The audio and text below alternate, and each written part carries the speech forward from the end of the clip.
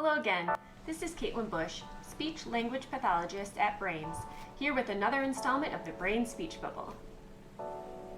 Today we're going to talk about language. Many people believe the terms language and speech are interchangeable. This is a really common misconception that I'm happy to correct for you today. As I mentioned in episode 1 of the Brain Speech Bubble, the term speech refers to how we talk. This includes the sounds we say, how we put them together to make words, how we put those words together to make sentences, and so on. Language, on the other hand, more has to do with what we are saying. Of course, communication isn't just a one-way street. In order to communicate, we need at least one communication partner. Language also refers to how someone understands what is being said to them.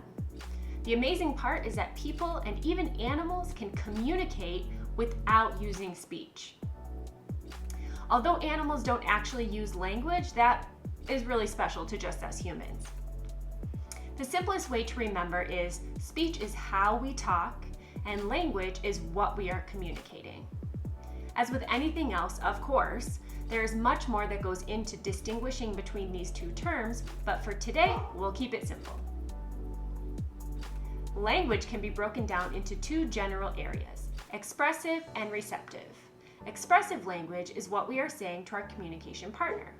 Receptive language, on the other hand, is what our communication partner is understanding about what was said. Children with a language impairment can have difficulty with one or both of these areas of language. Today we're going to talk about expressive language, and I will share with you an activity which will help you work on expanding your child's expressive language skills. An expressive language impairment can look differently depending on each child and their specific deficit area.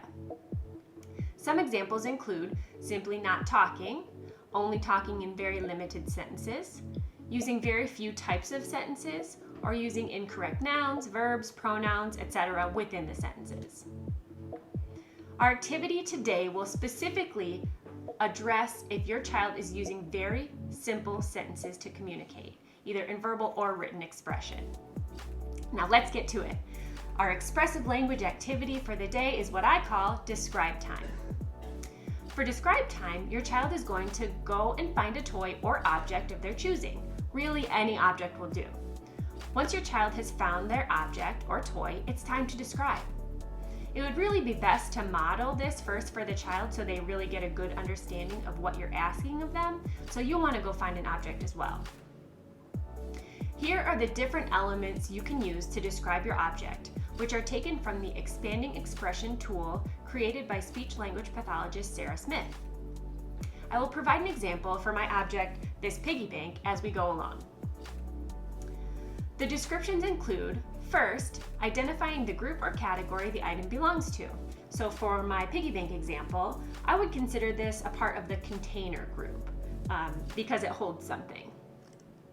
The next thing that we can describe is, what does the object or toy do? This won't always be true for everything because not every object has a function, but just try your best.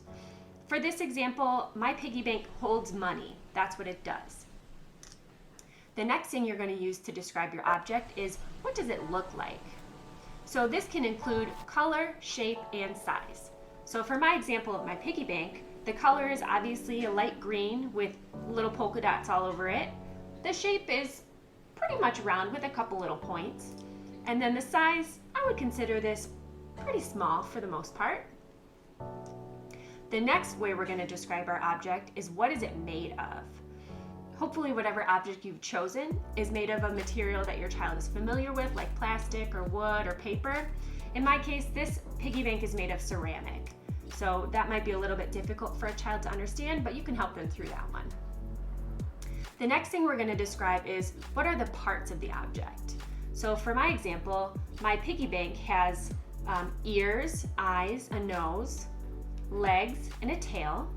That's part of the pig. But then for the bank, it's got this little opening where you deposit the coins, and at the bottom, it's got this little place where you can take the coins out. So those are all the parts of my piggy bank.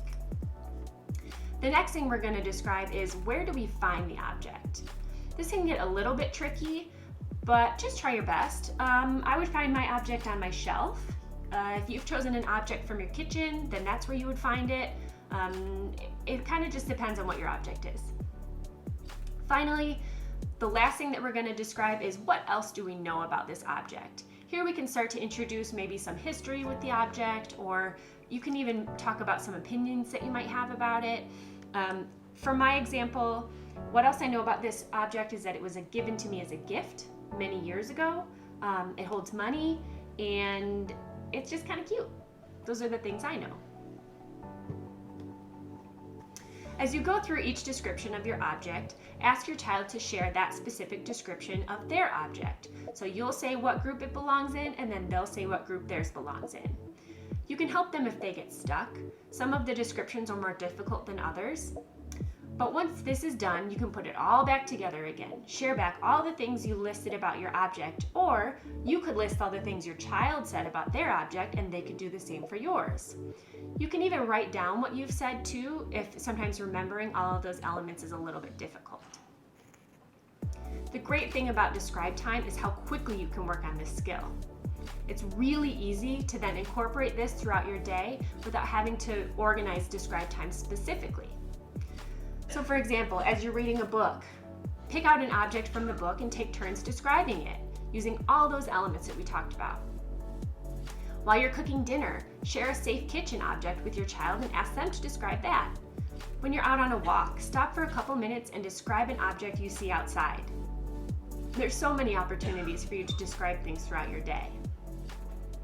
All of these little opportunities will give your child the chance to really expand their language, and it even helps with other elements of language development as well. We'll get into those more as we move along in the brain speech bubble. I also want to remind you that I am able to provide teletherapy for speech and language through Brains. Please call the number listed to schedule an appointment or for questions, and you can also reach me directly at the email shown. That'll do it for another episode of the Brain Speech Bubble. I hope you enjoyed this expressive language activity, and always remember, keep those kids talking.